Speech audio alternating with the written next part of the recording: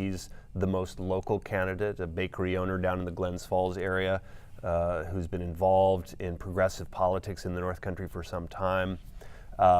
Because he's not, in sort of the top tier of electability here, he's been free to speak his mind more clearly and to just throw out big ideas, and that appeals to some voters, especially in a race in a year when the major party candidates are not deeply rooted locally, don't have strong, North Country political brands, and so it's going to be very interesting to see how Matt Funicello fits in. He's been very dogged about refusing to accept anything like the spoiler role here, and fair enough. It's democracy. He's one of the three candidates in this race, but I do think that people are certainly going to be asking, with the three-way race, where does that land? So it's going to be very interesting to see whether he can continue to really pull strong support. He's argued that he draws from Republican voters and more libertarian voters, as well as from traditionally Democratic voters.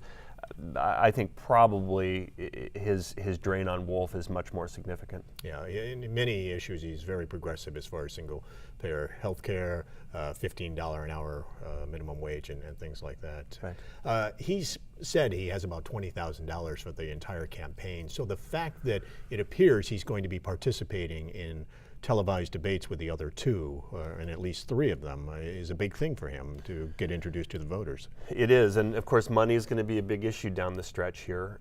This is a huge district. It's a vast district, and so all of the small kind of narratives that we've been seeing so far, I think will probably take a back seat to the huge media blitz that we're going to start having roll out. There are the debates, but more it's going to be the 30-second spots on your radio, on your television.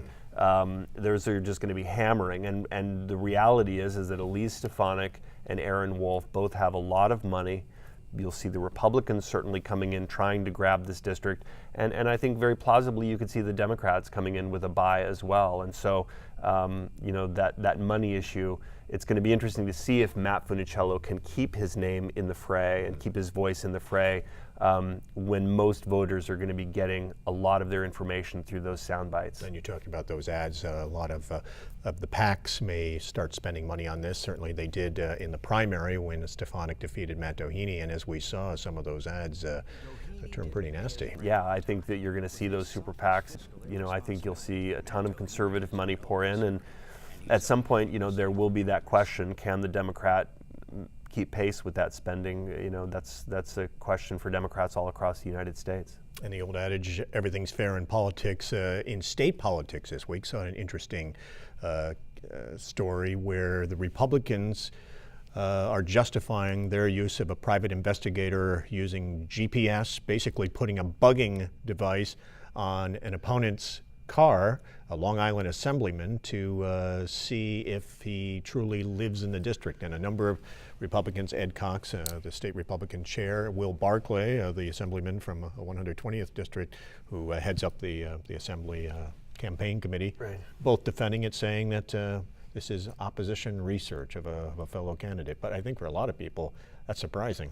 I think so, and I think sometimes politics exists in a gray zone, and whether it's Andrew Cuomo deciding whether or not to join in debates and to be active there, whether it's this kind of thing, it's a real sign of political skill when you know how to be in the gray zone without sort of drifting to the very edge of that gray zone. And I think when you're putting GPS electronic trackers on your opponent's car, that raises eyebrows, and that Will Barclay from the western side of the North Country appears to have been involved in that. I think that's really interesting, and we'll see where that goes.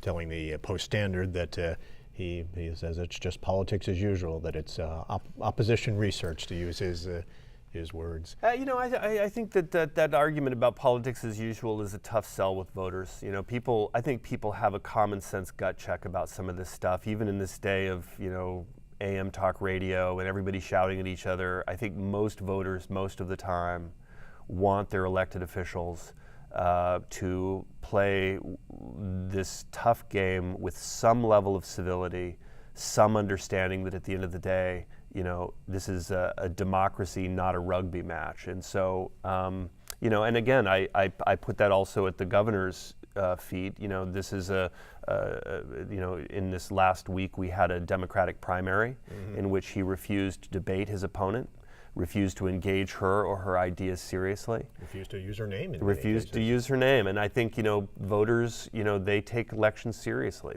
They don't want these things to be treated cavalierly. And certainly as a journalist, I share that sentiment. That's one place where I don't mind taking a strong sort of opinion, which is, if you're in an election, if you're, asking people to vote for you and to have you be on the ballot as their party's representative, you should put yourself out there and you should answer questions and debate. Do you think that hurt Cuomo?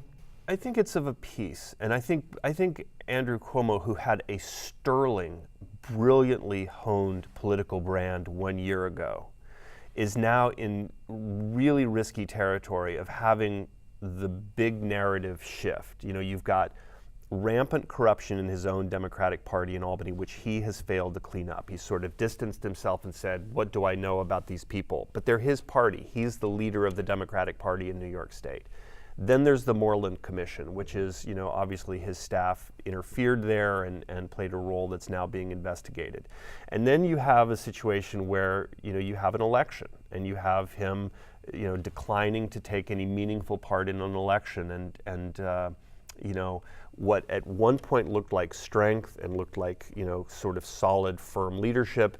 I think that there is the potential for that to sort of morph into a different kind of political brand. And, especially in this kind of post-Citizen United era, where especially Democratic Party base voters are really nervous about the credibility and the meaning of elections. I think that this could hurt Andrew Cuomo long term. Could he try the same tactic with Rob Astorino in November, or is it going to be impossible to say to him, I'm not going to debate you? I would not say that it's impossible. Obviously, he has a commanding lead in the polls, but I do think that at some point, someone on his staff or his own political instincts will take in how this is playing nationally. I mean, Andrew Cuomo is a guy who has clearly had national political aspirations. He's been on everybody's short list, even as early as 2016, for perhaps a presidential run if Hillary doesn't jump in, and certainly a vice presidential nod. He's got that kind of profile. And this is not this last year of headlines and the way that this election has played out so far. That's not the kind of publicity you want if you see yourself as having a next chapter. Brian Mann, always good to see you. Appreciate you taking the time. Thanks, Tom.